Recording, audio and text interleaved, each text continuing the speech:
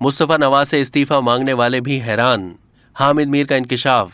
Senior सहाफ़ी हामिद मीर अपने column Mustafa Nawaz Khokhar का बोझ इसमें लिखते हैं कि मुस्तफ़ा नवाज खोखर इस इंतज़ार में थे कि उनसे इस्तीफ़ा मांगा जाए ताकि कोई ये ना कहे कि उन्होंने सियासी वफादारी तब्दील कर ली।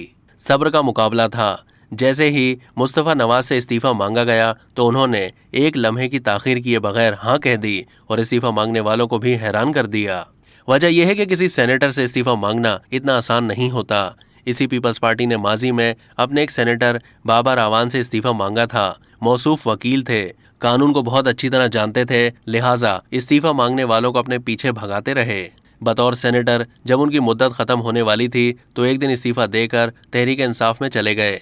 बहुत से लोग नहीं जानते कि पीपल्स पार्टी रहमान मलिक से भी खुश नहीं थी। मलिक साहब पार्टी क़यादत से पूछे बगैर अहम शख्सियात से मुलाकातें करते रहते थे और बतौर सेनेटर अपने कंडक्ट से भी पार्टी को नाराज़ कर चुके थे।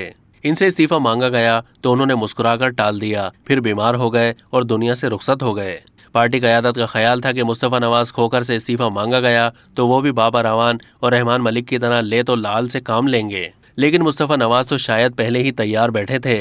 उन्होंने पयाम्बर सेनेटर फारूक नाइक को न सिर्फ हाँ कह दिया बल्कि सोशल मीडिया पर अपने मुस्ताफ़ी होने का खुद ही ऐलान कर दिया। आम ख्याल ये है कि इस इस्तीफे की फौरी वजह मुस्तफ़ा का वो बयान है जो उन्होंने अपने एक साथी सेनेटर आज़म सवाती के हक में दिया था और कहा था कि उन्हें खुफिया इदारे के अफसर ने फ़ोन करके बताया कि आज़म सवाती की सोशल मीडिया पर गर्दिश करने वाली एक वीडियो जाली है, लेकिन मैंने मज़कूर अफसर को कहा है कि आप अपने साथियों के साथ खड़े हैं तो मैं अपने साथी के साथ खड़ा हूँ। ये बयान एक फौरी वजह बना जिसके बाद मुस्तफ़ा से इस्तीफ़ा मांगा गया। पार्टी से इख्तिलाफ काफ़ी पुराना था। कुछ लोग मुस्तफ़ा को उनके वालिद हाजी नवाज खोखर और चचा इम्तियाज़ खोखर के तर्ज सियासत से काफ़ी मुख्तलिफ पाते हैं। हाजी नवाज खोखर कौमी असम्बली के साबिक डिप्टी स्पीकर थे और आसिफ जरदारी साहब की दोस्ती में मुस्लिम लीग नून छोड़कर पीपल्स पार्टी में आए।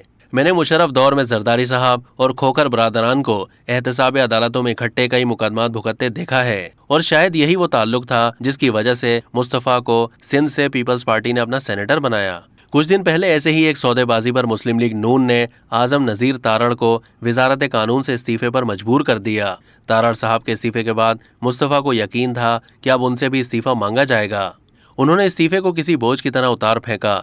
कुछ लोगों के ख्याल में उनकी अगली मंजिल तहरीक इंसाफ है। ऐसा नहीं होगा क्योंकि तहरीक इंसाफ में भी कई मुस्तफ़ा नवाज खोखर अपने दिल का बोझ उतारने की तैयारी में हैं। 3 बड़ी पार्टियों में फ़र्क ख़त्म हो चुका, तीनों में बगावत होगी। अब तक के लिए इतना ही। मज़ीद मालूमात के लिए डेली जंग के यूट्यूब चैनल को सब्सक्राइब कीजिए।